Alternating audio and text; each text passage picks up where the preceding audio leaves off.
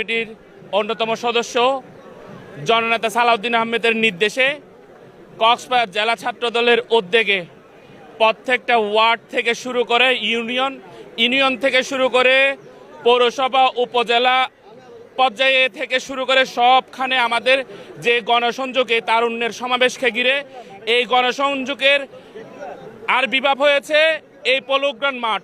যে পলোগ্রাউন্ড মাঠে রোদ্দুর খরা থাপে উপেক্ষা করে এই তারুণ্য বাঁধভাঙা জোয়ারে পরিণত হয়েছে, জনসমুদ্রে পরিণত হয়েছে। এটা বাংলাদেশের প্রেক্ষাপট আজকে পলোগ্রাউন্ড মাঠের দিকে। এখানে যে তারুণ্যের সমাবেশ, এই তারুণ্যের সমাবেশে যে প্রমাণ দিয়েছে বাংলাদেশে গণতান্ত্রিক ভোটাধিকার প্রতিষ্ঠার জন্য যে তারুণ্যের 5 কোটি ভোটার আছে, তাদের ভোটাধিকার প্রতিষ্ঠার জন্য আজকের এই পলোগ্রাউন্ড মাঠে তারুণ্যে প্রমাণ দিয়েছে যে ভোটাধিকার